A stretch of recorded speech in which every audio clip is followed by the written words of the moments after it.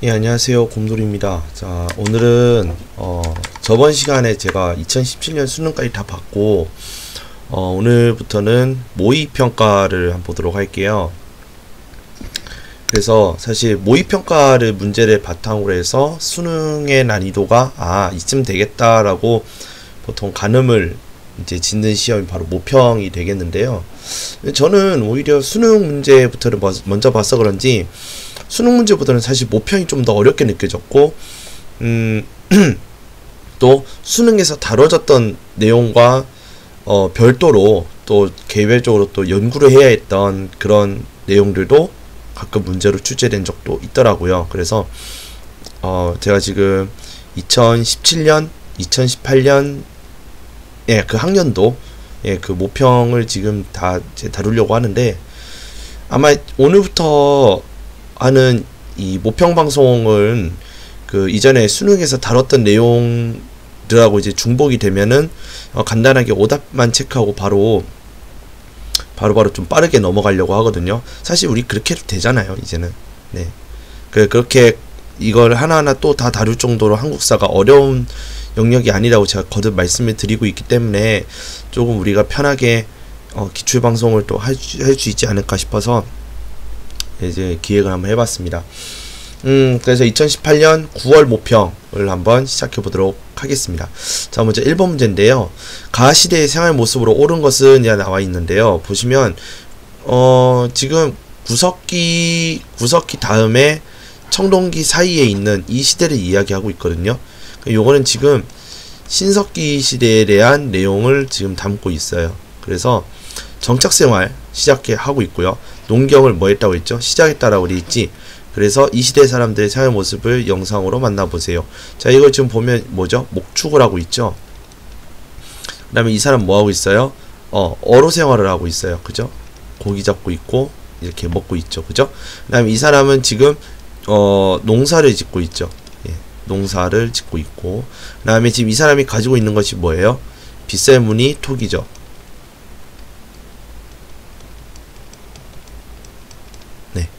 그래서 이 사람이 지금 이 빗살무늬톡에다가 내용물을 저장하고 있고, 뒤에는 움집이 있죠. 그래서 이제 결론적으로 여러분들 이 신석기 시대라는 거 알고 문제를 풀어보시면 답은 몇 번이에요? 예, 답은 5번이 되겠습니다. 자, 그러면 먼저 첫 번째 1번 오답을 한번 볼게요. 자, 1번 항목은 뭐에 대한 내용이냐면 청동기이겠죠. 그죠? 그럼 2번은 12월에 하는 이 부여의 제철 행사가 되겠죠. 그죠? 자, 3번은 청동 화폐예요. 명도전이란 청동으로 만든 화폐인데, 이 명도전이 이게 중국에서 건너왔거든요. 예. 중국에 있는 그 청동화폐 중에 명이라고 적혀져 있는, 한자로 명이라 새겨져 있는 그 칼같이 생긴 동전이 명도전이에요. 그 이 명도전이 발견된 거는 철기시대로 추정하고 있습니다. 그래서 철기시대. 그 다음 4번 철제무기로 정보활동했다. 이건 철기시대 맞죠? 네. 그래서 초기 철기부터 해서 쭉 철기시대를 우리가 얘기하는 거니까 답은 5번이 되겠고요. 그러면 우리가 이제는 신석기에 대해서 좀 봐야 되겠지. 그래서 여기에는 제가 신석기 시대에 대해서 안내해 드리도록 하겠습니다. 자, 신석기 시대 먼저 첫 번째 도구에 대한 내용이에요. 자, 도구는 신석기 시대에는 간석기라고 하여서 이걸 우리는 한자로 쓰면 뭐라고 하냐면 마제석기라고 이야기합니다.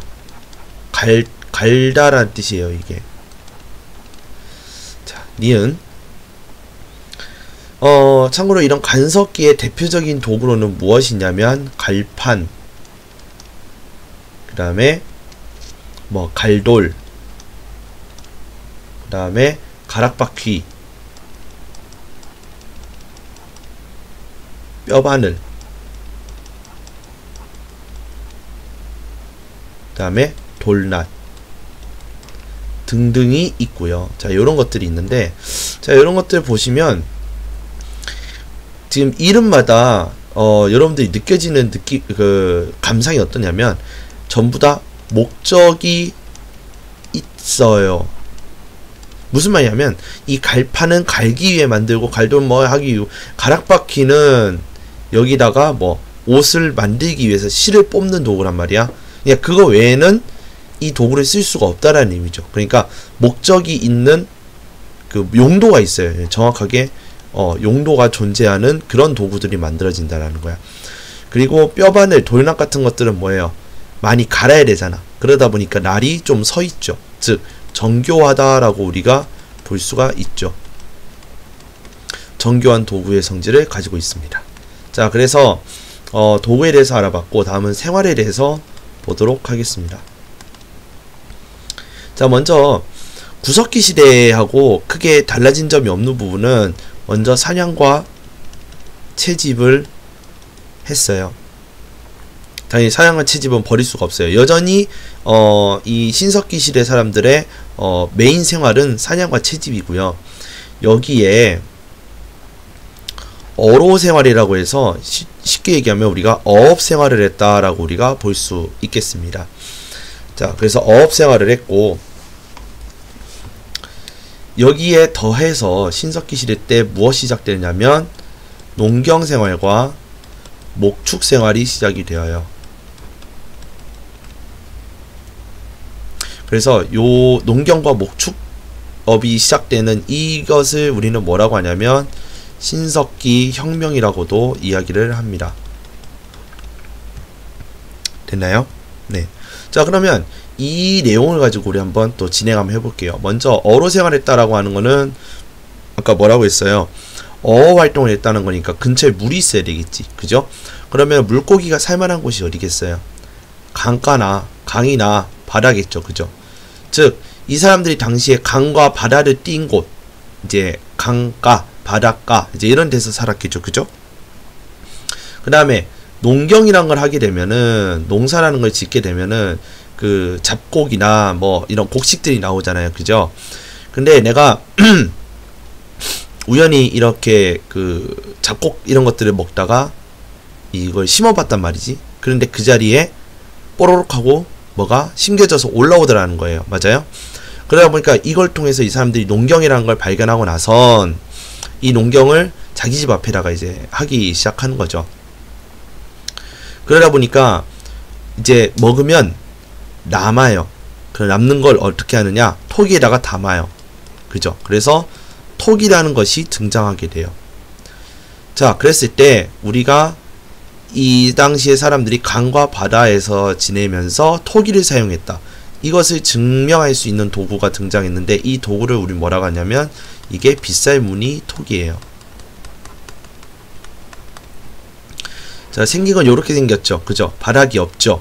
그 다음에 요렇게 해서 이렇게 빗살무늬죠. 그래서 빗살무늬 톡인데, 여기다가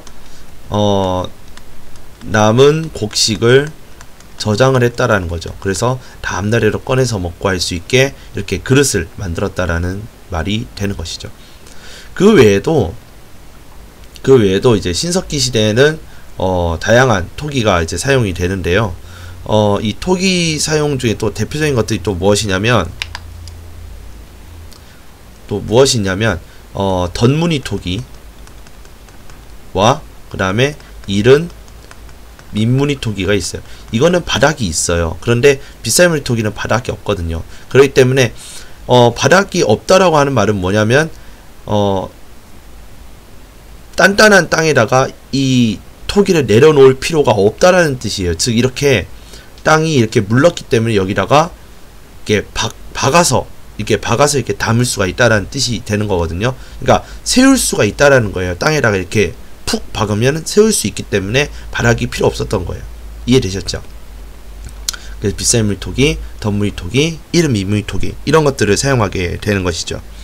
자, 농경도 그렇고 목축, 이 착한 동물들, 뭐 돼지, 소, 뭐 말, 이런 것들이 이제 나오는데, 이제 얘네들을 발견했는데 이게 난폭하게 뭐 사람을 공격하거나 하지 않고 사람과 친숙한 동물들이 오더라는 거예요. 그래서 얘네들을 데려다가 우리 집 앞에다가 키우기 시작을 하네요.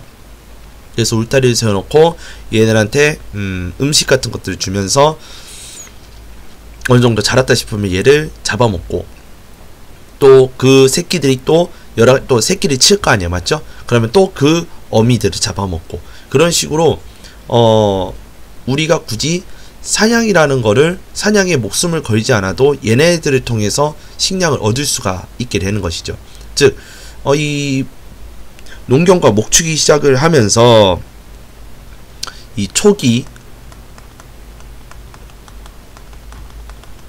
농경사회를 형성하게 되고, 이걸로 인해서 이 사람들은 더 이상 구석기 시대처럼 뭐 여러 군데 돌아다닐 필요가 없게 되는 것이죠. 즉 정착이 가능하게 되는 것이죠. 정착이 가능하니까 막집이나 뭐 동굴 이런 데 찾을 필요가 없어요. 이제는 제대로 살 집을 찾아야 돼요. 그죠? 그래서 움집에 거주를 하게 됩니다. 움집을 지어서 거주하는데, 이때 움집은 지상가옥이 아니라 반지하예요. 반지하로 된 움집에 거주를 하게 되는 것이죠. 자, 그리고 이 움집은 동굴보다는 작기 때문에 뭐 30명, 40명씩 수련회 활동을 할 수가 없고, 가족끼리 살게 되다 보니까 이 가족사회, 즉 씨족사회가 형성하게 되는 것이죠. 자, 됐습니까? 자, 그 다음 마지막으로 이 신석기 시대에 종교에 대해서 볼게요. 신앙. 자, 신석기 시대의 신앙을 우리는 크게 세 가지로 나눠서 토테미즘, 애니미즘, 샤머니즘, 이렇게 우리 세 개로 나눌 수가 있게 되는데요. 자, 먼저 토테미즘에 대해서 간단하게 보자면, 토테미즘은 동물을 숭배하는 사상을 우리는 토테미즘이라고 그래요. 그래서 호랑이, 곰 이런 것들을 숭배하는 것을 바로 토테미즘이라고 얘기를 하고요. 애니미즘은 자연물을 숭배하는 것을 의미합니다.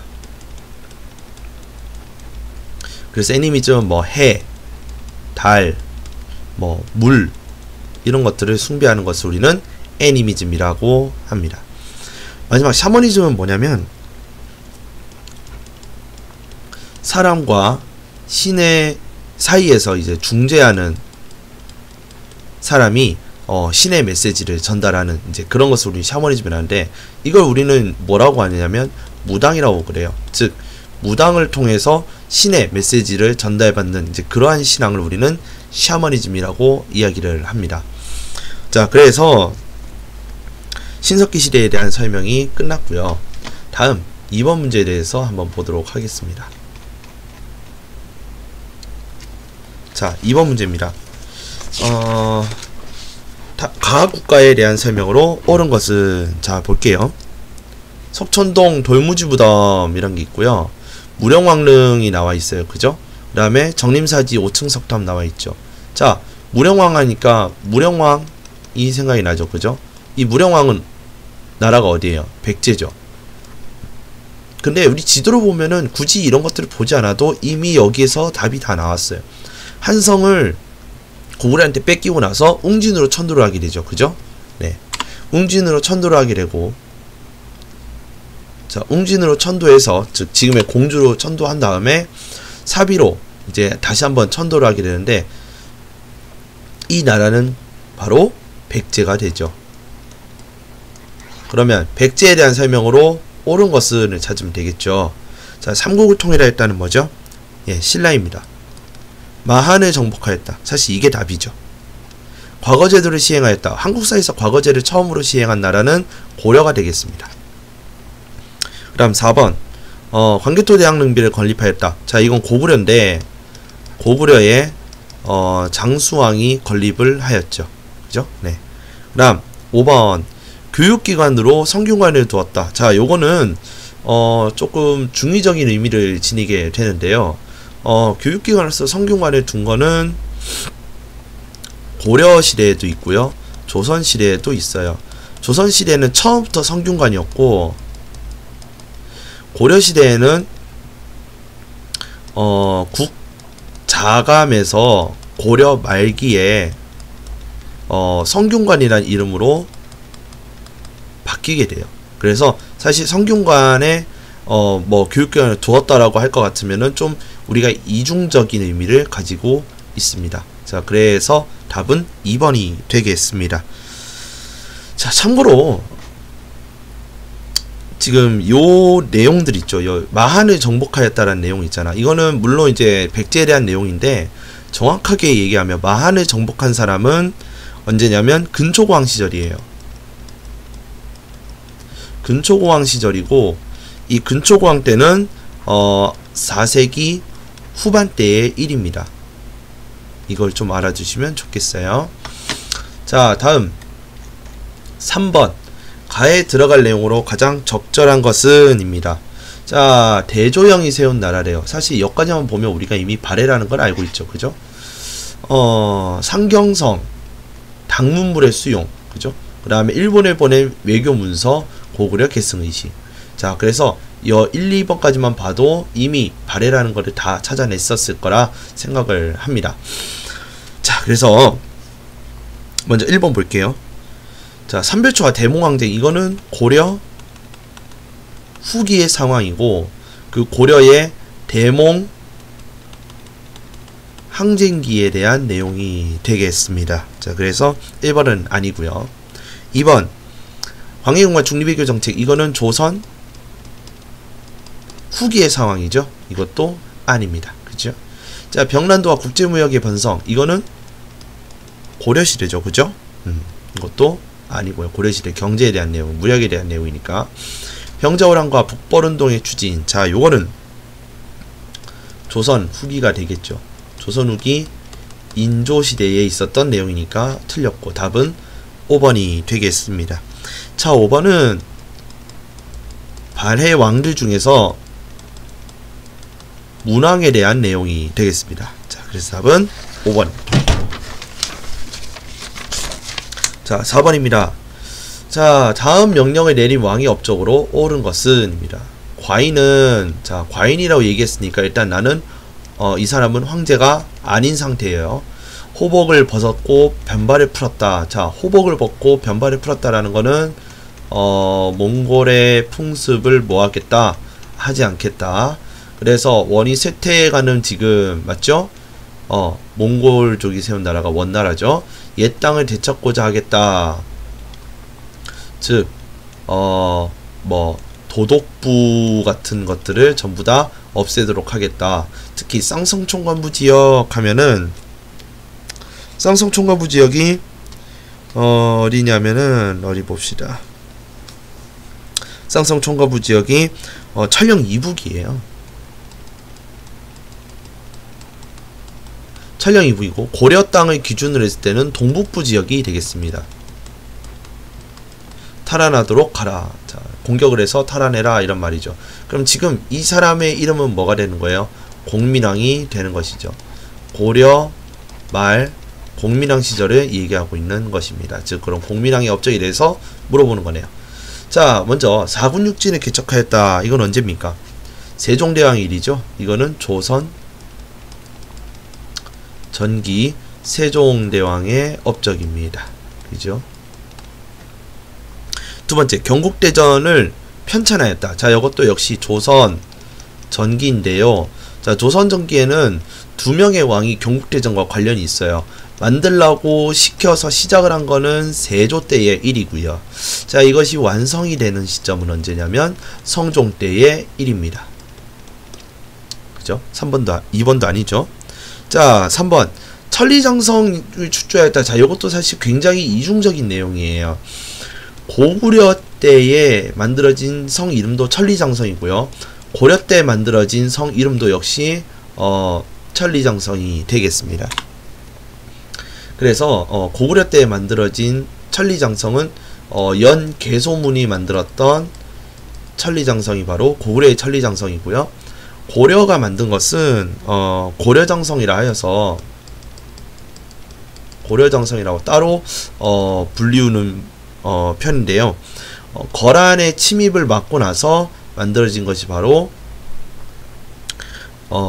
고려의 천리장성이 되겠습니다. 자, 역시 이것도 역시 공민왕의 업적은 아니고요. 자, 5번. 자, 답은 4번인데요. 5번. 붕당의 패란을 극복하고자 했다. 자, 요거는 탕평책에 대한 내용이죠. 탕평책에 해당하는 내용이라 이거는 조선 후기 때의 일이 되겠습니다. 자, 그래서 답은 4번이고요. 그러면 우리가 이 내용과 관련해서 공민왕이라는 사람에 대해서 한번 알아보도록 하겠습니다. 자, 공민왕. 공민왕이 있었을 당시에는 14세기 중반 원이 쇠퇴하는 기간이고 명나라가 떠오르기 시작하는 시기가 바로 14세기 중반이 되겠습니다. 자, 그래서 이 공민왕이 이 시기에 개혁하고자 했던 내용들이 무엇이냐면 첫 번째, 그 전에 먼저 이 개혁의 내용의 주제가 뭐냐면 농민들은 이것을 보면은 좋아요라고 눌러줄 것이고요. 권문세족에게 있어서는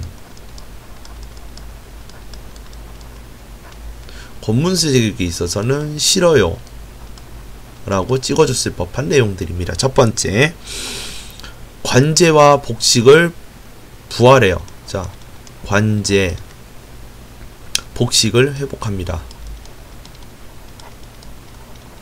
그래서 뭐 하지 말라고 하느냐? 몽골식 풍습을 금지시켜요.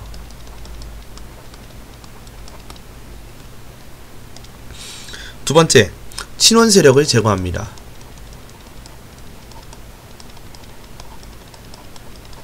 그래서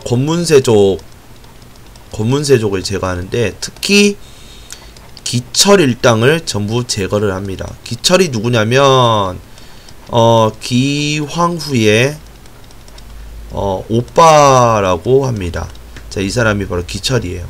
그리고 이 기황후는 원나라 황제의 부인이에요.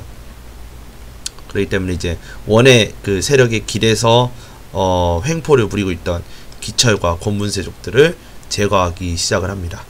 자, 그럼 세 번째, 새로이 떠오른 명나라와 수교를 하게 되고요. 외교관계를 맺는다는 뜻이죠. 그 다음에 정동행성을 폐지하고요. 정동행성이라 함은 고려의 내정을 간섭하는 기구가 바로 정동행성입니다. 원래 이 정동행성은 뭐냐면 동쪽을 정벌하기 위한 기구다라는 뜻이에요. 원래는 이게 일본 정벌을 위해서 만들어진 기구였는데 일본 정벌이 실패로 돌아가고 나서 폐지를 시키지 않고 그대로 남겨서 또 고려의 내정을 간섭하는 기구로 계속 존치를 했던 그 기구가 바로 정동행성이 되겠습니다. 그 다음에 쌍성 총관부를 공격을 합니다. 쌍성 총관부를 공격을 해서 찰령, 방금 말씀드렸던 찰령 이북과 동북부 지역을 회복을 해요. 찰령 이북과 또는 동북부 지역을 회복합니다. 쌍성 총관부 공격. 그 다음에 전민, 변정, 도감을 설치해서 운영을 합니다. 그런데 이 설치하는 가운데서 누구를 등용하느냐면 신돈이라는 그 승려를 등용을 하는데요. 이 신돈에 의해서 이 공민왕의 개혁안은 점점 힘을 받게 됩니다. 그래서 이 전민변정 도감의 하는 역할이 뭐였냐면 권문세족에 의해 빼앗긴 토지를 회복시켜 주고요. 그 다음에 노비까지 된 사람들이 있어요. 토지도 뺏기고 노비로 전락하게 된 농민들,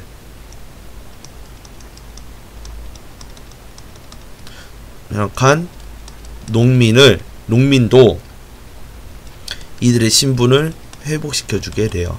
자, 먼저 노비가 되면은 세금을 내지 않습니다. 그런데 농민이 되면 세금을 내야 됩니다. 결론적으로 뭐냐면 이 전민변정도감을 통해서 농민의 신분을 얻게 된 사람은 이 회복된 토지와 더불어서 무엇의 의무를 지게 돼요? 세금 납부의 의무를 지게 되는 거죠. 즉 납세의 의무를 지게 되는 것이죠. 자, 그 외에도 그 외에 개혁 내용들이 있는데요. 하는 김에 다 같이 볼게요. 첫 번째, 정방이라 하여 그 무신 정권의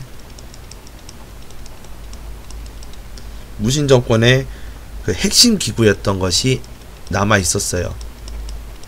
이게 정방인데 이 정방을 비로소 폐지를 합니다.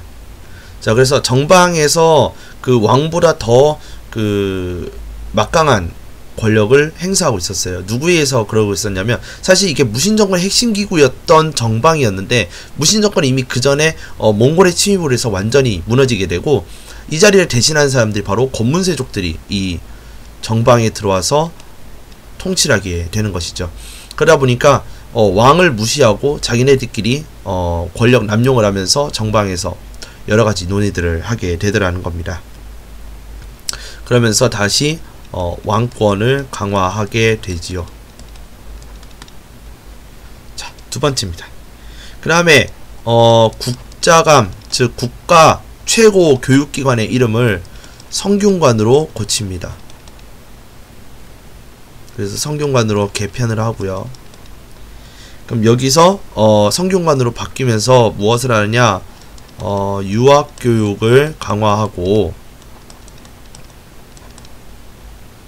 그 다음에 신진 세력이라 해서 훗날 우리가 신진사례부가 되는 이 신진 세력들을 양성하는 기관이 바로 성균관으로 이제 개편이 됐을 때 이제 이러한 역할들을 하더라는 것이지요.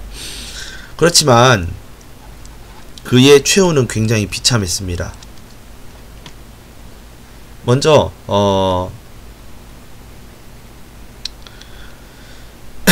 이제 개혁안에 있어서 그 이제 쉽게 얘기하면 개혁을 하는데 최고의 동반자였던, 그의 거의 유일한 동반자야 다름없었던 신돈을 제거하게 됩니다. 이제 어디까지나 이 신돈이 너무 커지면은 이제 왕권에 도전할 수 있다 하여 사실 공민왕이 직접 제거를 했긴 했습니다만, 그 뒤로 바로 공민왕이 제거가 됩니다. 예, 의문사를 당해요. 그래, 누가 죽였는지는 알 수는 없지만 어쨌건 공민왕이 제거가 되면서 개혁이 중단이 됩니다.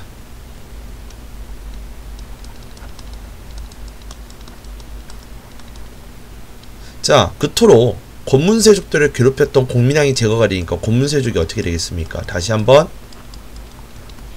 집권을 하게 되는 모양새가 그려지겠지요. 자, 그래서 이 내용을 쭉 보시면은, 자, 공민왕에 대한 내용이 정리가 끝났습니다. 그래서 공민왕의 개혁안에 대해서 여러분들이 좀 정확하게 아셔야 될 필요가 있어요. 이렇게. 그 다음에 가끔 요 내용을 가지고 이제 본문으로 나올 때가 있는데, 이렇게 나올 때가 있어요. 예, 그것도 여러분들께서 이렇게 본문으로 나오게 됐을 때는 이 위에 있는 내용을 가지고 문제를 좀 풀 줄 아셔야 되겠고요. 뭐 최후에 대한 내용은 뭐 가끔 문제가 나올지도 모르겠지만은 뭐 잘 나오지는 않습니다. 자, 요렇게 해서 여러분들 내용을 정리하시면 되겠습니다. 자, 5번입니다. 가신분에 대한 설명으로 옳은 것은 이에요. 가신분에 대한 설명으로 옳은 것은, 자, 먼저 볼게요. 태조께서 창업하신 초기에 일부 신하들은 전쟁에 나가서 블라블라블라 나오는데 뭐 가로 삼았다. 그런데 광종에 이르러서는 안검하여 자세히 조사하여 살폈더니 원래 그 신분이 아니었대요. 그러니까 어떤 애들이, 공신들이 타식하고 원망하였다. 그래서 가려내도록 했더니 누가 기분 나빠해? 공신들이 기분 나빠서 태조가 하지를 못했다. 그러니까 지금 누가 했다? 광종이 했다 이 말이에요. 지금 이건 노비 안건법에 대한 내용을 담고 있습니다. 자, 그래서 지금 결론적으로 가에 들어갈 말은 누구예요? 노비가 되는 것이죠. 그럼 노비에 대한 내용으로 정확하게 나온 것은 몇 번? 1번이 되겠습니다. 자, 그러면 먼저 2번부터 볼까요? 유양수에서 향유의 비리를 감찰한 것은 지방 양반들이에요. 지방에서 살고 있었던 양반들이 되겠습니다. 자, 요거는 조선입니다. 그죠? 조선, 정확하게 조선 전기가 되겠죠. 그 다음 3번 고려의 중류층이 바로 얘네들이죠.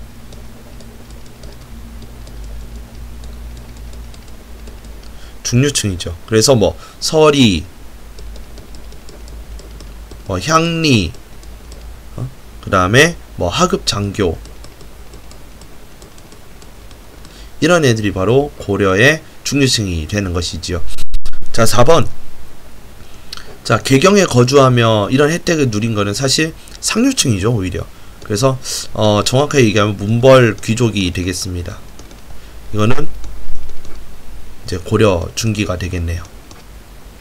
그 다음 화백회의에 참여하여 라는 말이 나오는데요. 자, 화백회의에 참여하여 국가 중대사를 논의한 거는 진골입니다. 진골. 진골은 신라시대죠. 그래서 답은 1번이 되겠고요. 자, 그러면 이거에 더불어서 우리가 노비에 대해서 한번 보도록 하겠습니다.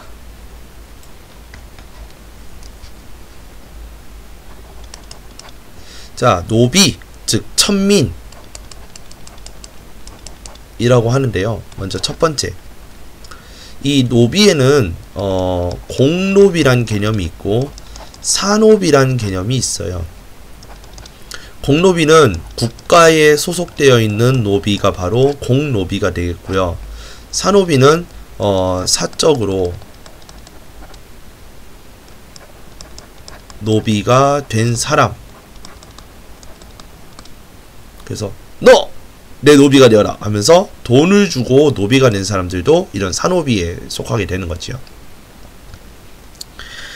자, 그리고 이런 노비는요, 사람이 아니라서 매매가 가능하고 남에게 줄 수가 있고 이 사람이 죽어서 아들에게 상속이 가능해요. 아시겠습니까? 자, 그 다음 공노비와 사노비에도 종류가 있어요. 처음에 공노비는 이병노비라는 게 있고 외거노비라는 게 있어요. 외거노비는 생활은 독립이에요. 생활은 따로 하는데 뭐 이제 국가에 역을 제공하거나 이제 그런 애들이 있어요. 즉 뭐냐면 따로 산다라는 거예요. 그다음에 이병노비는 이제 안에 들어와서 이제 일을 하는 그런 애들이 이병노비가 되겠고요. 사노비는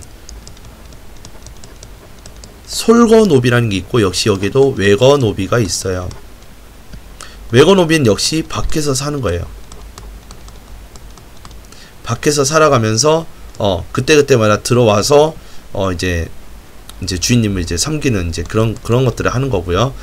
솔거노비는 뭐냐면 주인과 함께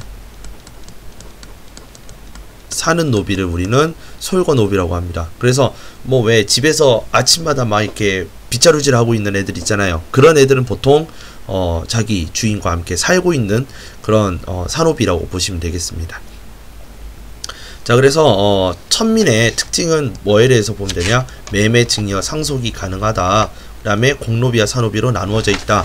이 정도 내용만 여러분들이 알고 계셔도 공부하시는 데는 문제는 없으실 것 같습니다. 자, 6번입니다. 다음 건의 내용에 반영된 사상에 대한 설명으로 옳은 것은, 자, 도선의 비기란 말이 나오고요. 지세가 명당. 자, 이거는 뭐냐면 여기까지 봤을 때 우리는 풍수지리설이라는 거를 알 수가 있습니다. 자, 그래서 풍수지리설에 대한 내용은 바로 5번이 되겠는데요. 먼저 1번 볼게요. 단군신앙을 기반으로 창시된 거는 대종교라고, 이거는 근현대사에 나오는 종교가 되겠습니다. 2번, 안양에 의해 고려에 처음 소개된 거는 성리학입니다. 3번, 정제두에 의해 학문적으로 체계된 거는 명나라 때 만들어진 양명학이라는 겁니다. 그 다음에 4번, 서학으로 들어온 것은 천주교가 되겠습니다. 그래서 답은 5번이고요. 우리가 풍수지리설에 대해서 간단하게만 좀 소개를 해드리도록 하겠습니다.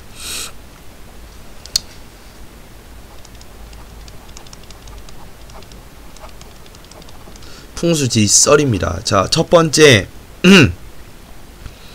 풍수지리설은 도선이라는 사람이 나오는데, 신라 말, 우리가 도선대사라고도 하고요, 도선에 의해 체계화가 됩니다. 체계화가 됩니다. 자, 그 다음에 두 번째요. 태조가 죽기 전에 유언처럼 남긴 것이 뭐냐면, 태조의 훈요10조에도 나와 있는 것이 있습니다. 훈요10조에 뭐라 하냐면, 사원을 지을 때 반드시 이것에 입각하도록 하라. 여기서 말하는 이것은 뭐예요? 바로 요거죠. 즉, 사원에 건립할 때 풍수지리설에 의해서 여기가 명당인지 아닌지를 알아보고 지어라. 자, 요렇게 유언까지 할 정도로 풍수지리설에서 좀 많이 밀었다라는 거죠. 그 다음, 서경천도 운동할 때, 즉 서경, 지금의 평양이죠. 서경천도와 그 다음에 북진정책을 하는 데 있어서 이론적 근거가 되는 것이 바로 이 풍수지리설이 되겠습니다. 그 다음에 천도라고 하여서 우리가 수도로 옮길 때 천도 문제에서 논리적 근거로 사용이 됩니다. 그래서 야, 이 수도 지금 잘 있는 수도를 왜 옮기냐? 아, 이거 보니까 이게 명당이 아니더래. 뭐 기운이 떨어졌대. 그래서 새로운 기운을 찾으려면 여기다가 수도를 세우는 게 맞대. 그래서 수도를 옮기는 거예요, 이걸로. 자, 그럼 5번. 원래는 서경과 개경까지, 개경은 이제 이 이경은 변하지 않고요. 동경이었던 시절이 있고요. 다시 쓸게요. 동경이었던 시절이 있었고, 그 다음에 남경으로 바뀐 시절이 있어요. 동경은 지금의 경주를 의미하고요. 남경은 지금의 한양, 즉 서울을 이야기합니다. 그래서 이 동경이었다가 이 남경으로 바뀌게 되는데요. 이때 근거로 사용됐던 것이 바로 풍수지리설이 되겠습니다. 그 다음 6번 마지막, 풍수지리설에서 가장 좋은 땅을 의미하는 말이 바로 명당이라는 말이에요. 그래서 이 명당의 개념은 뭐냐면, 이렇게 산이 있으면 이렇게 산이 있고 이렇게 물이 지나가면 여기가 바로 명당이야. 그 다음 요거는 뭐예요? 산이죠. 그 다음에 이건 물이죠. 그래서 이 명당의 그 기본 중에 기본이 뭐냐면 산을 등지고 앞에 물이 있어야 돼. 배산 임수의 원리가 작용되는 것이 바로 풍수지리설이 되겠습니다. 자, 이렇게 6가지 정도로 정리를 해봤는데요. 풍수지리설에서 이 정도까지는 몰라도 문제에 요런 것들이 이 풍수지리설과 연결해서 문제가 가끔 나와요. 그렇기 때문에 이걸 한 번이라도 봐두시는 편이 아무래도 여러분들께서 다양한 문제를 다루는 데 있어서 유리한 고지에 있을 거라고 저는 좀 보고 있습니다. 그래서 한번 다뤄봤어요. 자, 7번 문제입니다. 왕이 말하기를 국가 중대사가 아니 육조가 블라블라블라. 자, 이건 7번의 내용은 먼저 보면은 정승을 임용하는 본래의 뜻에 어긋나니 이를 시정하도록 하라 라고 했는데 6조로 넘어가서 의정부는 관여 안 한다. 즉 의정부가 뭐하러 있는데 이런 뜻이에요. 그래서 이거는 뭐냐면 의정부한테 일을 주어라. 의정부 서사제에 대한 내용이 담겨져 있습니다. 이거는 뭐냐면 조선시대에 대한 내용이고요. 자, 먼저 1번 먼저 보도록 할게요. 도병마사를 두었다. 자, 이거는 고려의 독자적 기구입니다. 그래서 고려시대라서 시대가 안 맞고요. 교정도감, 자, 이거는 죄송합니다. 고려 후기의 내용이 되겠습니다. 그래서 이게 고려 후기의 무신정권의 기구예요. 무신정권. 자, 무신정권에 대한 내용이고요. 3번은 통일신라 시대고요. 통일신라의 원성왕이 했던 제도가 바로 독서참고가가 되겠습니다. 자, 그럼 4번 비변사를 축소했다. 자, 요거는 조선 말기에 나온 흥선대원군에 대한 내용이에요. 자, 그래서 답은 5번이에요. 그죠? 자, 그러면 또 이거 관련해서 우리가 하나 좀 알아봐야 될 것이 무엇이냐면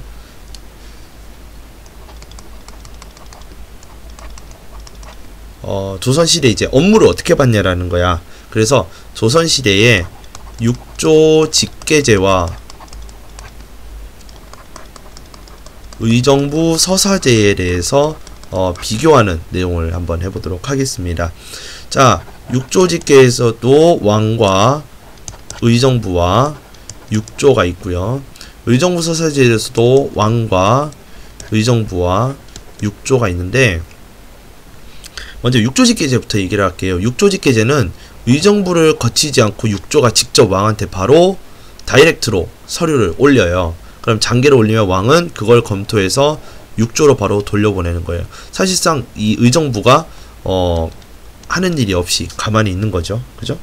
그래서 이때는 왕권이 강해했던 시기였기 때문에 의정부, 즉 신하들이 근무하는 곳이 의정부잖아요. 이 신권을 낮추고 왕권을 키울 때에 보통 육조직계제를 많이 사용해요. 그래서 언제냐면 태종과 그 다음에 세조 시기 요때에 육조직계제를 활발하게 사용을 했고요. 그러다가 의정부 서사제로 넘어가는데 이때가 언제냐면 바로 세종대왕 시기 때 의정부 서사제를 하게 됩니다. 의정부 서사제라는 건 무엇이냐면 육조에서 장계를 올리면 의정부에서 이거를 검토를 하고 왕에게 올립니다. 그럼 왕은 이렇게 해 하면은 대략 이제 말해주면 의정부는 알겠습니다 하고 이거를 육조로 내릴 때 이 의정부가 어느 정도 발언권과 그 다음에 의결 처분권 이런 것들을 어느 정도 왕한테 위임을 받은 상태에서 하는 거거든요. 즉 왕보다 뛰어난 또는 왕의 일을 도와줄 그런 정승들이 말 그대로 일을 하기 시작하는 그런 제도가 바로 의정부 서사제가 되겠습니다. 그리고 하나 더 우리가 보자면 우리 문제에 도병마사라는 것이 나와 있어요. 그죠? 도병마사에 대해서 한번 보도록 할게요. 첫 번째, 고려의 독자적 기구로서 어디에도 나오지 않는 기구입니다. 고려에만 등장하는 기구라서 독자적 기구이고요. 특히 국방과 군사 문제에 대한 논의기구예요. 즉 회의하는 기구라는 뜻이 되겠지요. 근데 이 회의하는 기구엔 누가 참여하느냐? 당연히 고위관료가 참여를 합니다. 그래서 이때는 이제 이성육부였기 때문에 중서문화성의 사람들과 그 다음에 중추원에 있는 사람, 참고로 중추원은 왕의 비서들이에요. 왕의 비서와 이 실무자들이 모여서 논의를 하는 기구가 바로 도병마사가 되겠습니다. 그래서 지금 우리 국회로 대한민국 국회로 따지면 대한민국 국회 안에 국방위원회라는 곳이 있어요. 국방위원회급이라고 보시면 되겠어요. 굳이 따지면 요즘에 국방위원회 같은 곳이 바로 국회 국방위원회 같은 곳이 바로 도병마사라 보시면 되겠습니다. 4번 이거를 통해서 우리가 알 수 있는 내용이 뭐냐면 귀족 중심의 정치 운영을 의미합니다. 귀족 중심의 정치 운영을 했다라는 것을 알 수가 있는 것이지요. 자, 그렇게 도병마사에 대한 설명도 끝냈습니다. 자, 8번 볼게요. 미주진 페란에서 해결하기 위해 시신의 정책으로 옳은 것은 곡물을 박납하는 페란이야. 자, 그럼 이거는 뭐예요? 공납의 페란입니다.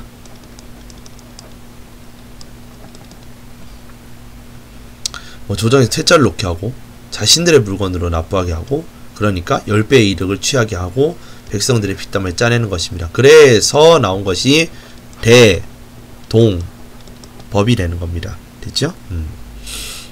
자, 그래서 1번 양반들에게도 군포를 징수한 거 호포제라고 합니다. 호포제는 조선 말기의 상황이고요. 관료에게 전지와 시지 지급했다. 이거는 전시과예요. 전시과는 고려시대입니다. 3번 관료전을 지급하고 관료전 지급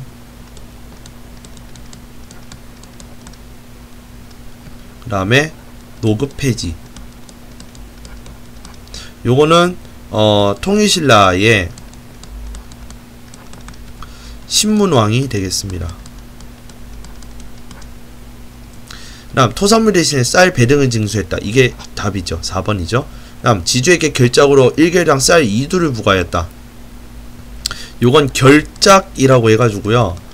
대동법은 아니지만 균역법에 나오는 내용이에요. 균역법에서 재정 보충분이 바로 이 결작이 되겠습니다. 자, 그래서 우리 대동법에 대해서 간단하게 보고 넘어가도록 하겠습니다. 자, 이제 이걸 갖고 자, 대동법입니다. 우린 대동법을 무엇이라 부르냐면 공납의 전세화를 얘기하는데 여기서 말하는 전세는 밭전자를 써서 이제 토지세라고 얘기하는 겁니다. 자, 이거를 풀어서 의미하면 어떻게 되느냐? 공납을 토지 결수를 기준으로 하여 현물 대신 쌀, 삼배, 면포, 동전 등으로 징수하는 제도입니다.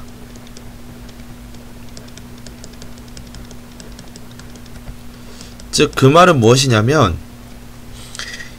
이전의 공납 같은 경우에는 그 각 지역의 특산물을 내도록 했단 말이죠. 그래서 가령 뭐 울산 같은 데에는 배를 내도록 하고 그다음에 뭐 영주 이제 대구 이런 데는 뭐 사과가 유명해 사과 내놔라 이런 식으로 했는데 문제가 발생을 해요. 왜냐 가령 울산이 아까 배가 유명하다고 했잖아. 근데 배에서 오렌지가 잘 나는 곳으로 바뀌었단 말이야. 그랬더니 문제가 생겨. 울산에 배 내놔 이러는 거예요. 그러니까 중앙정부는 모르니까. 그것 때문에 이런 박납의 폐단이 생기게 되는 거예요. 즉 공납의 폐단이 생기고 이것이 박납이 되고 박납의 폐단이 발생하면서 백성들이 굉장히 힘든 그 상황이 벌어지게 됩니다. 그래서 이러한 것을 이 폐단을 좀 시정하기 위해서 만들어진 것이 대동법이고요. 이 대동법이 처음에 광해군 때 나와서 좀 어거지로 이제 실시를 하다가 이제 어거지로 한다라는 거는 좀 이유가 있어요. 다음에 설명할게요. 그래서 어거지 좀 실시하다가 이게 제대로 되지 못하고 폐지를 하고 그러고 나서 한참 있다가 한참 뒤에 다시 한번 시범 실시한 다음에 대대적으로 실시하게 된 것이 대동법이 되겠습니다. 자, 이렇게 대동법에 대해서는 워낙 중요한 내용이기 때문에 여러분들께서 좀 공부를 좀 많이 하셔야 되겠고요. 추가로 이 대동법으로 인해서 조선 후기에 그 상품 화폐 경제 발달에 굉장히 기여를 하는 제도가 됩니다. 먼저 정리를 하면 상품 화폐 경제의 발달에 영향을 끼쳐요. 영향을 미치게 됩니다. 그래서 이게 무슨 말이냐면 세금을 공인이 가지고 가서, 그러니까 세금이 공인한테 떨어져요. 그러면 이 공인이 그 세금을 가지고 가서 나라의 물품을 사가지고 옵니다. 물품을 사는 거죠. 그래서 이 나라의 물품을 뭘로 사는 거야? 세금으로 사는 거예요. 그럼 여기서 말하는 공인은 어떤 성격이야? 어용상인이 되는 거죠. 나라에서 고용한 상인이 되는 거예요. 그래서 나라에 일어나는 상인이 바로 공인이라는 상인이 되는 것이죠. 그러다 보니까 이 공인의 역할만 보면은 지금의 대한민국 조달청이 하는 역할과 비슷합니다.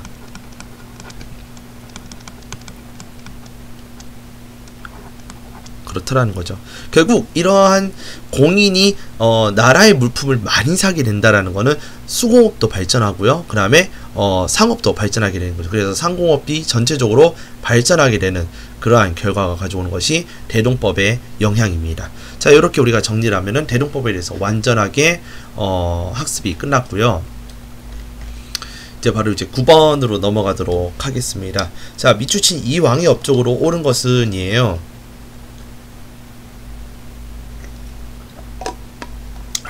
자, 먼저 규장각이라는 말이 나오고 규장각이 나오고 초기무신이 나오잖아요. 자, 일단은 이거는 정조에 대한 내용입니다. 그죠? 정약용도 나오고요. 굉장히 조선 후기틱한 그런 이제 분위기가 물씬 풍겨 나오는데요. 자, 요거를 봤을 때 일단 정조의 업적에 대해서 맞추는 문제가 맞는 것 같아요. 자, 그러면 여러분들 볼 것도 없죠? 답 몇 번이에요? 3번이죠? 자, 먼저 첫 번째 당백전이라는 것이 발행했다. 당백전이라는 거는 조선말, 자 볼게요. 죄송합니다. 지금 글자가 지금 많이 날라갔는데요. 조선말 흥선대원군이 발행한 것이 바로 당백전이에요. 그래서 흥선대원군이 왜 발행을 했느냐면 이 당백전을 통해서 경복궁을 중건하는 데 대한 자금을 마련하기 위해서 그래요.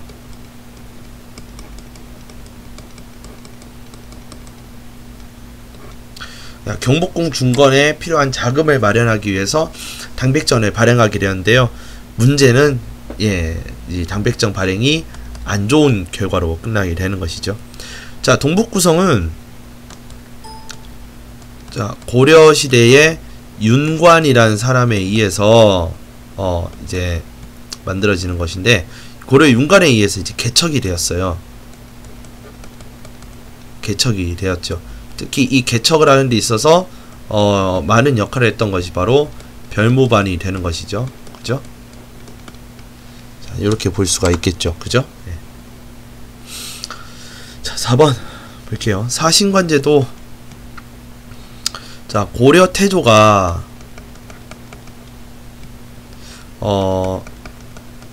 중앙의 관리를 지방으로 보내요. 근데 어디로 보내냐면 그 관리의 출신 지역으로 보내요. 출신 지역에 사신관으로 보냅니다.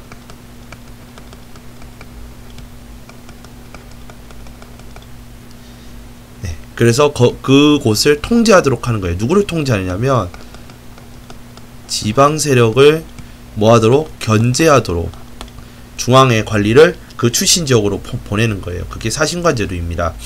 그러니까 대표적인 사람이 누구냐면 신라가 멸망하고 나서 신라의 그 경순왕을 그 김부라 이름이 김부예요. 그래서 이 김부를 그 경주로 보냅니다. 경주의 사신관으로 보내요. 동경의 사신관으로 보내는 것이 그것이 바로 사신관 제도의 예시예요. 교육국조서를 발표했다. 자, 교육국조서 1895년 고종의 조칙이에요. 그러니까 칙령 같은 거라고 보시면 돼요. 명령 같은 거라고 보시면 돼요. 자, 이러이러한 내용으로 해서 신교육을 실시하도록 하라. 자, 이제 이런 내용이 바로 교육입국조서가 되겠습니다. 자, 그러면은 우리가 다 알지만 이제 모르는 사람들을 위해서 정조왕이 했던 내용에 대해서 한번 보도록 하겠습니다.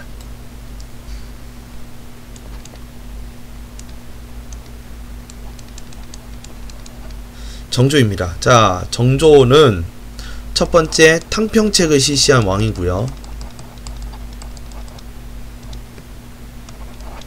두 번째, 특히 소론과 남인 계열을 중용하였습니다. 이제 노론도 있었고요. 네. 그다음 세 번째, 규장각을 설치를 했어요.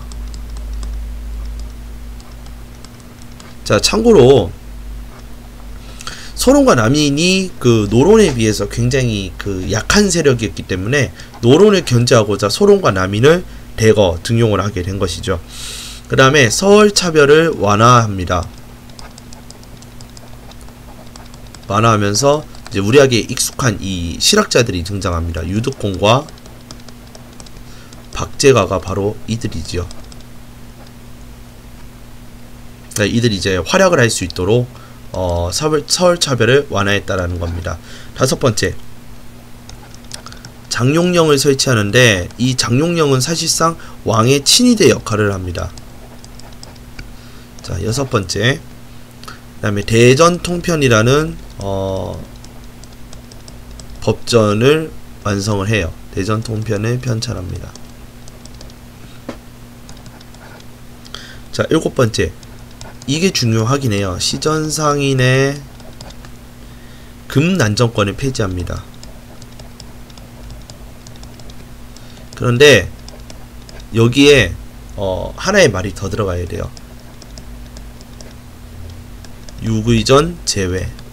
육의전을 제외한 모든 시전상인의 금난정권을 폐지한다. 금난정권이란 무엇이냐면 우리가 쉽게 생각하면 제가 이제 나라에 이제 정식으로 이렇게 상권을 얻어서 한켠에다가 이제 내가 이게 크게 장사를 하고 있단 말이에요. 근데 내 앞에 갑자기 이게 좌판을 깔고 앉아가지고 거기서 팔아제끼는 사람들이 있네. 보면은 내 영업에 방해가 되잖아요. 그 사람은 어떻게 하냐면 이 금단정권이라고 해가지고 내가 사람을 고용해서 그 사람들을 이제 치워버릴 수가 있는 그런 권한이었어요. 근데 이런 시전상인의 금단정권을 폐지하면서 이제 자유로운 시장 활동을 할 수 있도록 해주는 거죠. 즉 자유로운 이제 상업 활동을 하도록 이제 배려를 그러니까 할 수 있도록 이제 이러한 금단정권을 굉장히 제한시키고 폐지를 하죠. 이거를 뭐라고 하냐면 신해년에 나왔던 조치다에서 신해 통공이라고 합니다. 1791년에 나왔던 신해 통공에 대한 내용입니다. 자, 8번. 자, 수원화성을 건축해요. 수원화성을 건립합니다. 건설을 하고요. 이때 정약용 선생의 거중기를 사용을 하여서 더 의미가 있는 업적이 바로 이것이 되겠지요. 자, 그러고 나서 이 정조가 죽고 나서 이제 도래하는 것이 탕평책이 끝나고 세루 정치가 들어오게 되는 겁니다. 자, 이렇게까지 하면 완벽해요. 그렇게 되면 10번 가에 들어갈 내용으로 가장 적절한 것은 입니다. 이것은 블라블라블라 나오고 공명첩이란 말이 나오고 뭐 이런 것을 구입을 하라라는 말이 있고요. 그죠? 부유해진 상민들이 이런 방법이 있어요. 그래서 이거는 뭐 공명첩에 대한 내용인데 이것과 관련된 내용으로 가장 적절한 것은 입니다. 보시면은 봅시다. 그럼 답은 1번이 되겠네요. 예, 이런 건 너무 의미가 없죠. 왜? 공명첩 자체가 언제 나왔냐면 조선 후기 때 등장을 했거든요. 그래서 답은 1번이 되겠고요. 바로 또 설명을 하나 해보도록 하겠습니다. 무엇이냐면 조선 후기 신분제 동료에 대한 내용이에요. 첫 번째, 양반층이 분화합니다. 어떻게 분화하느냐? 세로 정치에 의해서 일부 세로가에게 붙어먹은 그 양반들만 출세를 하고요. 그래서 뭐라고 하느냐면 뭐 쉽게 얘기해서 뭐 세도가 세력이라고 그냥 제가 이름을 붙여볼게요. 뭐라고 딱히 할 게 없어서. 그 다음에 그 반대편에는 뭐가 되느냐? 잔반이 등장해요. 대부분이에요, 얘네들이. 이 잔반들이 뭐냐면 정치에서 몰락하여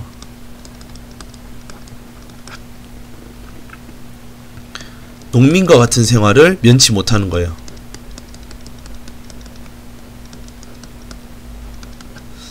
농민과 같은 생활을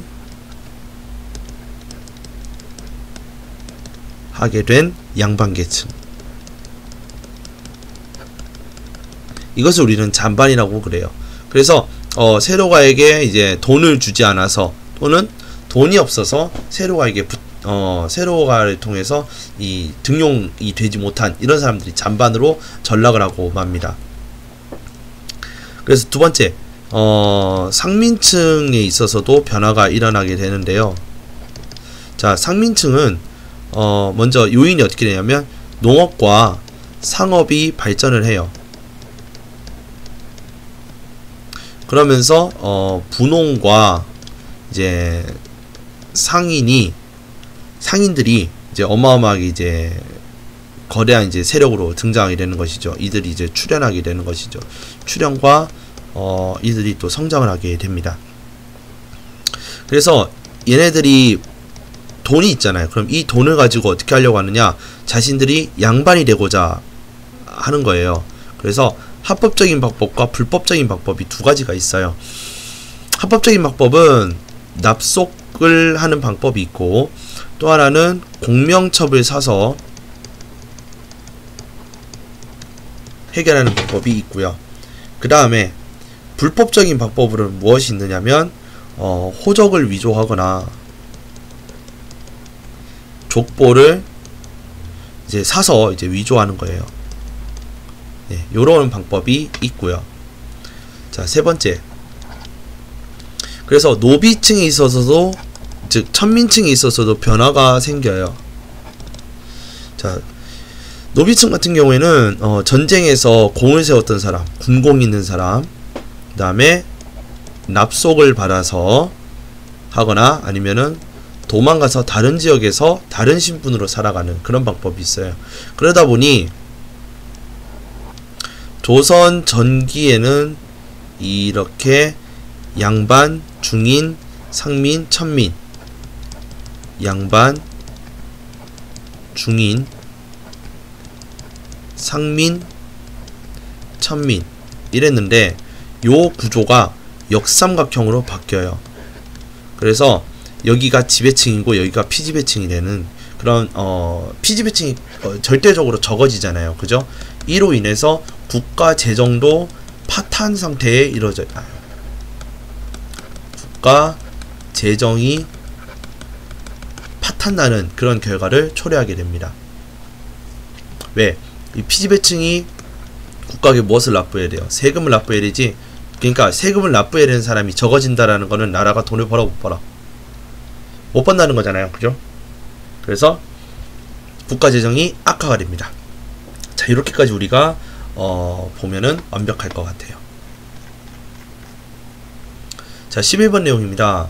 자, 여기서부터는 또 근현대사에 대한 내용이죠. 그죠? 이 책은 어쩌고저쩌고 급진계합파란 말이 나오죠. 갑신일록이다. 자, 이거는 뭐예요? 갑신 정변이죠.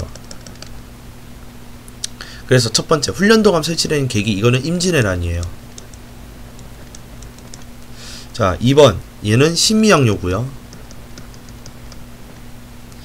3번, 이 답이 되겠죠. 그죠? 4번, 이거는 뭐 60 만세 운동도 될 수도 있고 1926년에 있었던 이게 있을 수도 있고 또는 1929년 10월에 있었던 그 나주역 그 한국 그 우리나라 민족 이제 여대 이제 여고생을 이제 희롱한 사건이 있었어요. 예. 여고생 희롱 사건이라든지 이런 것이 좀 일어나는 배경이 있어요. 그래서 요걸 보는 입장도 있고 요걸 보는 입장도 있어요. 이건 직접적인 원인이 되겠고요. 다음 조청상민 요거는 뭐냐면 이모군란이에요. 그래서 답은 3번이 되겠습니다. 우정총국 개국 축하연을 이용하여서 이 쿠데타를 일으키게 되지요. 12번 밑줄친 이운동에 대한 설명을 오른 것은 자 성금을 모아 1300만원의 나라빚 그죠? 이거는 나라빚이니까 국채지 이것을 뭐하자 우리가 갚아주자 국채 보상운동이 되겠습니다. 자 첫번째 독립협회가 주도하였다. 자 이거 만민공동회죠. 만민공동회 관민공동회 그 다음에 청군의 진압 이모군란도 있고 또는 갑신정변도 있고 강화도조약 체결되는 결과를 가져왔다. 자 요거는 운요 사건이죠. 답은 4번이죠. 5번 통신사가 에로목부에 파견되는 계기는 잘 모르겠지만 뭐 조선 통신사가 되겠죠. 뭐 대충 조선 통신사에 대한 내용이 되겠죠. 자 답은 그래서 4번입니다. 대한제국의 국채를 갚자. 이거는 대한제국의 그 당시 1년 예산치의 그 부채를 빚지게 되었다는 거죠. 이게 불어나서 이렇게 된 거예요. 자 13번 볼게요. 자 13번 헤이그 만국평화회의 이런 말이 나오는데 그래서 특사를 파견한대요. 그래서 이 빌미로 고종이 강제탱이라 하죠. 답은 3번입니다. 그죠? 자 1번 단발령 시행한 건 을미개혁이에요. 1895년이죠. 그죠? 자 그 다음에 정동행성 설치를 한 거는 몽골 간섭기 즉 원 간섭기죠. 이거는 고려죠. 그 다음 방공령 철회를 요구하였다. 자 방공령 철회를 요구한 거는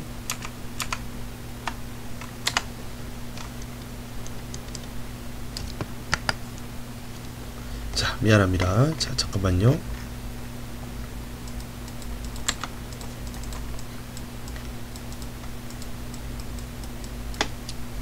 뭐 어쨌건 자 그러면 그냥 할게요. 네. 자 방공령 철회를 요구한 거는 보자. 이건 방공령에 대한 내용이고요. 자 5번 이거는 1905년입니다. 그죠? 답은 3번이 되겠고요. 고종 강제퇴위에 대해서 간단하게 좀 설명을 한번 해보겠습니다.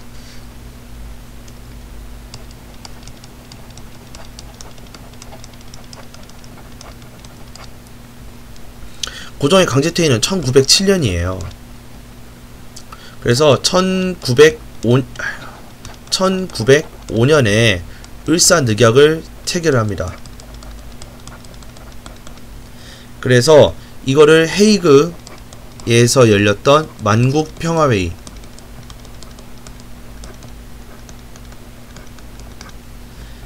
가 1907년에 열려요. 이때 특사를 파견해요.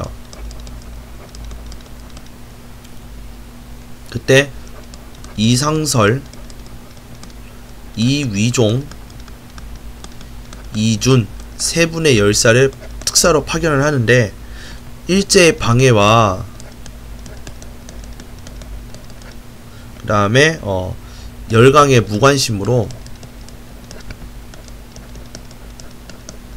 이제 실패로 돌아가게 됩니다. 그래서 일제의 입장에서는 뭐 이런 조선왕이 이렇게 건방지게 나대 하면서 고종을 강제 퇴위하게 됩니다. 고종이 강제 퇴위하게 되는 것이죠. 자, 요런 내용을 가지고 고종의 강제 퇴위에 대해서 우리가 살펴봤습니다.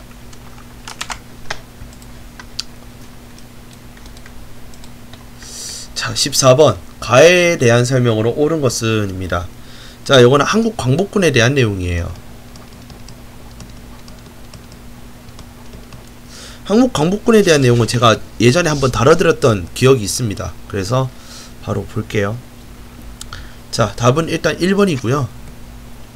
2번 보시면 이거는 동학농민운동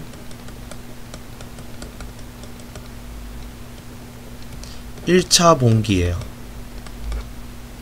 다음 3번 이건 자유시. 이거는 1921년 서일이란 사람이 대표로 있는 대한독립군단에 대한 내용입니다.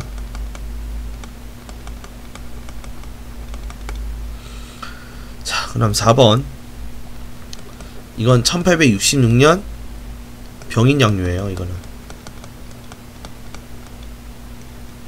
네.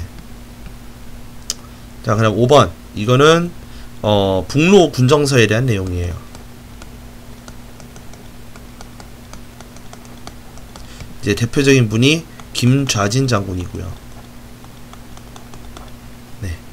그래서 답은 1번 인도 미얀마 전선에 투입이 되었다. 자, 이거는 영국군이 요청을 했어요. 영국군 역시 연합군이잖아요. 그죠? 그래서 그때 이제 그 지천천 장군이 있었던 한국광복군이 여기에 투입이 되어서 뭐 심리전 쪽으로 해서 많이 도와줬다라고 이제 기록이 나와 있습니다. 15번 볼게요. 신채호에 대한 내용이네요. 단제하면 바로 신채호가 튀어나와야 되죠. 그죠? 자, 신채호에 대한 내용입니다. 자, 그러면 신채호와 관련된 건 몇 번? 4번이죠. 1번 볼게요. 1번은 윤관이라는 사람에 대한 내용이고, 이 사람은 고려인이죠. 그죠? 두 번째, 척화비 건립은 흥선대원군이죠.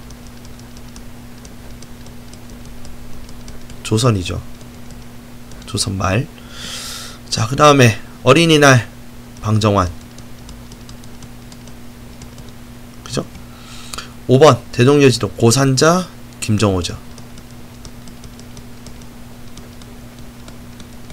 조선이죠. 그죠? 답은 4번입니다.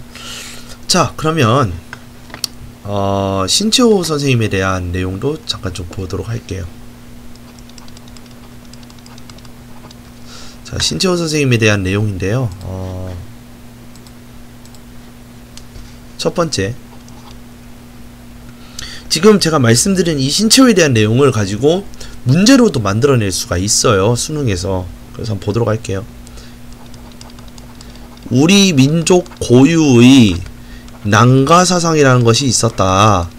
그래서 이 난가사상이 언제 없어졌느냐면 묘청의 서경천도 운동으로 인해서 실패로 끝나면서 난가사상이 사라졌다라고 이야기를 한 사람이 단재 신채호 선생님이고요. 또 이분이 중국으로 망명하면서 고대사 연구를 하게 됩니다. 다음 세 번째, 그래서 조선사 연구초, 그 다음에 독사신론, 그 다음에 조선상고사가 이 신채호 선생님의 작품이 되겠습니다. 그래서 이분은 한국에 있었을 때는 황성신문과 그 다음에 대한매일신보에도 있었어요. 신보에서 이제 글을 쓰던 분이었는데 이제 중국으로 망명을 하게 되는 거죠. 그래서 이 사람이 얘기한 것은 뭐냐면, 역사는 이게 한자로 아로 이렇게 쓰는 거예요. 나란 뜻이에요. 나와 비아, 아닐 비자를 써서 내가 아닌 것의 투쟁이다 라고 이야기를 하는데, 여기서 나란 뜻이 아니라 우리 민족과 우리 민족을 팔아먹는 사람들, 이제 이런 식으로 지금 얘기하는 거예요. 나름 이제 의미를 좀 넣자면. 자, 여섯 번째, 이분은 한국의 우리 민족의 대표적인 아나키스트였어요. 자, 아나키스트는 뭐냐면 무정부주의자예요. 자, 나중에 시간 되면 제가 아나키스트가 뭔지 그냥 간단하게만 얘기를 해줄게요, 나중에. 지금은 좀 그렇고요. 그래서 신채호 선생님에 대한 내용은 한 6가지 정도 나오는데, 그 중에 몇 가지를 뽑아서 이렇게 15번처럼 문제로 낼 수 있으니까 알아두면 좋을 것 같아요. 자, 16번입니다. 자, 가단체에 대한 설명으로 옳은 것은 김상옥 나왔고요. 김익상이라는 사람이 나왔고요. 이거는 의열단이에요. 의열단인데 이게 1919년에 조직된 의거단체예요. 의거단체. 자, 그래서 1번 독립문권리, 이건 독립협회예요. 2번 물산장려운동, 이거는 평양에서 만들어졌던 조선 물산 장려회에 대한 내용이고요. 조선 물산 장려회.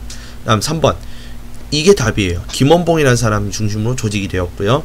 4번 신민회입니다. 이거는 그래서 오산학교, 대성학교, 뭐 안창호 선생님 이렇게 하는 거죠.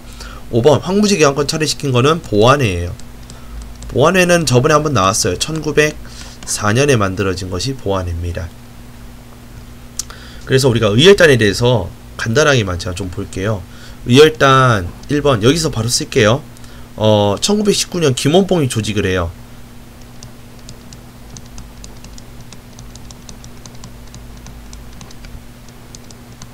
김원봉이 조직을 하고요. 이제 길림성에서 이제 하고요. 그 다음에 조선혁명 선언이란 책을 쓰는데, 이 조선혁명 선언을 이 신채호 선생님에게 부탁을 하여서 쓰게 됩니다.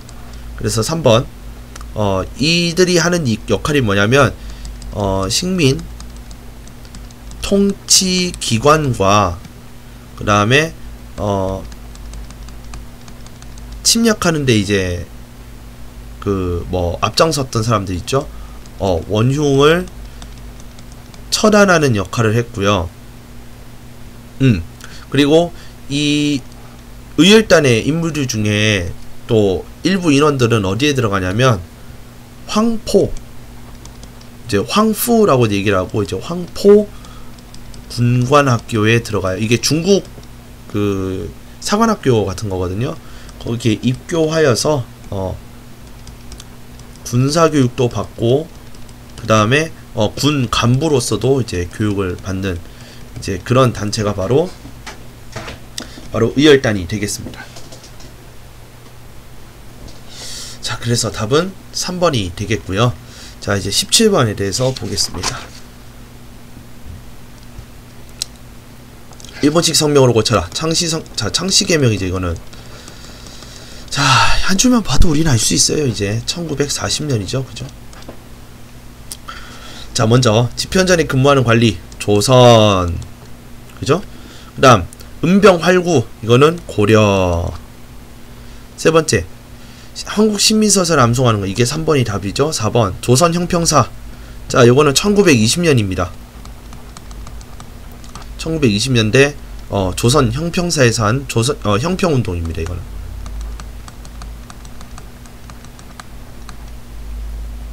그 다음 5번 지계아문에서, 이거는 대한제국이고요. 자, 그래서 답은 3번이 되겠습니다. 18번. 자, 그러면 죄송합니다. 예, 1940년대에 했던 내용들을 간단하게만 살펴볼게요. 첫 번째, 내선일체를 강조해요.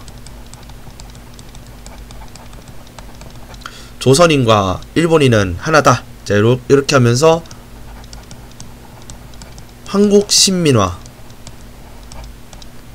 이제 강요를 하게 됩니다. 그래서 뭐 우리는 뭐 황제폐해 어쩌고저쩌고 하면서 그 뭐 뭔가 이제 한국 신민서사 이런 것들을 암송하게 해요. 두 번째로 창씨개명이에요. 다카키 마사오 뭐 이런 식으로 이제 개명하래요. 자, 그다음 뭐 신사참배,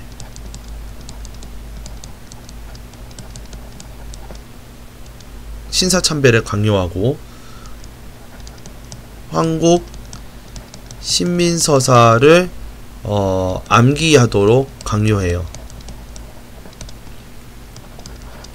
그다음 네 번째 3차 조선교육령이 일어나는데요.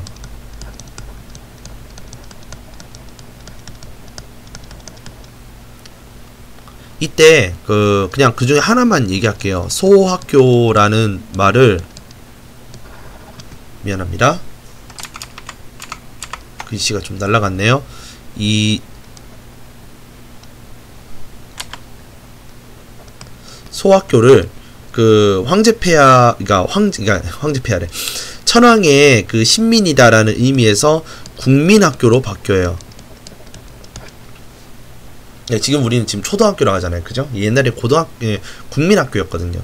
근데 소학교에서 국민학교로 바뀌다가 지금은 초등학교로 바뀌게 되는 거죠. 이렇게 3차 조선교육령 이런 걸 통해서 민족 말살을 하려고 했어요. 그래서 민족 말살 정책이라고 얘기를 합니다.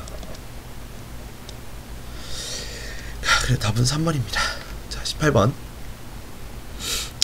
이 선거는 1948년에 실시된 선거, 우리나라 최초로 실시된 보통선거, 5월 10일 총선거, 50총선거죠. 답은 2번이죠. 궁극기무처, 이거는 뭐예요? 1차 가보개혁이죠. 1차 가보개혁이 바로 1번이 되겠고요. 3번 이거는 동학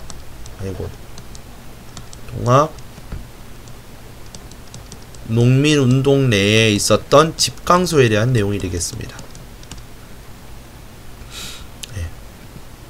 집강소. 그래서 1차가 되겠죠. 이거는 신가래가 결성된다. 이거는 정우회 선언이에요. 그 다음에 5번 모스크바 3상회의가 되겠네요. 자, 그래서 답은 2번이 되겠습니다. 19번. 자, 이운동 30년째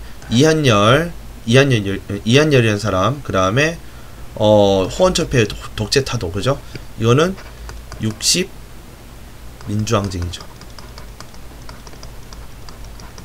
민주항쟁에 대한 내용입니다. 자, 먼저 보시면은 답은 2번이 되겠죠. 예. 6.29 선언. 자, 1번. 이거는 105인 사건이죠. 자, 3번. 이건 을사늑약이죠. 1905년. 그죠? 4번.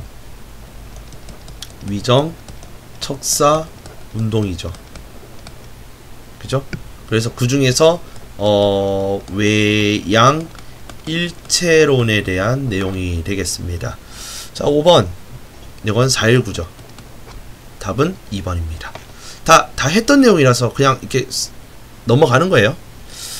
자, 다음 평양에서 남북정상회담인데 분단 이후 처음이고요. 이거는 2000년도에 있었던 1차 남북 정상회담입니다. 김대중 대통령이랑 그 다음에 김정일이랑 서로 막 끌어안고 막 난리 났던 이제 그거죠. 자, 정전협정 6.25입니다. 다음 2번 좌우합정운동 김규식 선생님과 여운형 선생님이죠. 자, 답은 3번이고요. 6.15 남북 공동선언. 4번 이거는 김규식 선생님에 대한 내용이네요. 자, 이거 다시 쓸게요. 김규식과 여운형 선생님입니다. 5번 반민족 특별행위. 자, 반민특위네요. 이거는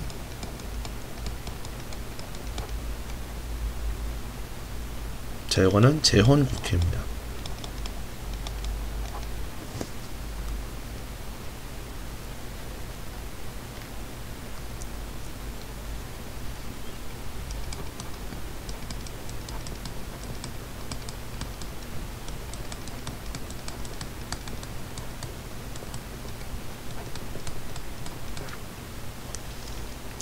그래서 마지막은 남북정상회담에 대한 내용을 해보도록 하겠습니다. 이거는 국민의 정부였던 김대중 대통령 시기 있었던 일인데요. 첫 번째, 6.15 남북 공동선언에 대한 내용, 이제 이 내용이 이제 거기 다 이제 나오게 되는 거고요. 그래서 뭐 이산가족 상봉, 그다음 비료와 이제 식량 지원도 했었고요. 그 다음에 끊어졌던 철도 연결도 하고요. 그 다음에 개성공단 하자라는 개성공단 조성하는 그런 내용들도 있었고요. 등등등 여러가지 내용이 있는데, 이제 대표적인 내용들이 이런 내용들이 있다라는 거 여러분들이 보시면 되겠습니다. 사실 우리 통일사에서 가장 많이 나오는 것이 저번에 우리 1972년에 있었던 1972년 이제 그 박정희 대통령이 때 했던 그 통일 그 업적 하나 있었고, 그 다음에 2000년대에 김대중 대통령이 했던 1차 남북 정상회담, 그 다음에 노무현 대통령으로 이어지면서 했던 2차 남북 정상회담, 요 세 개가 가장 대표적으로 가장 많이 나와요. 그래서 요 내용들을 기초로 해서 여러분들이 공부를 하시면 되겠습니다. 자, 이렇게 해서 우리가 또 한 번의 모의평가를 봤는데, 이 모의평가를 제가 준비하면서 항상 느끼는 거지만 꼭 한 3개에서 4개 정도 최소, 그렇고 많으면 아까 같이 이번 거 같이 좀 필기할 양이 좀 있는 그런 좀 새로운 내용들이 등장하는 부분이 많습니다. 그래서 기본적으로 여러분들께서 이 문제를 풀기 전에 어느 정도 역사에 대한 그 전체적인 학습이 필요하고요. 이거 다 하시고 나서 여러분들이 이거를 좀 문제를 풀어보셔야 될 것 같다라는 그런 생각을 제가 드리도록 하겠습니다. 그래서 이렇게 해야 여러분들이 또 공부를 하시겠죠, 아무래도. 그리고 그렇죠, 우리가 수능을 준비하려면 결국은 기출이 답이고요, 모의평가 기출이 답입니다. 아시겠죠? 자, 오늘 방송은 여기까지 하겠습니다. 감사합니다.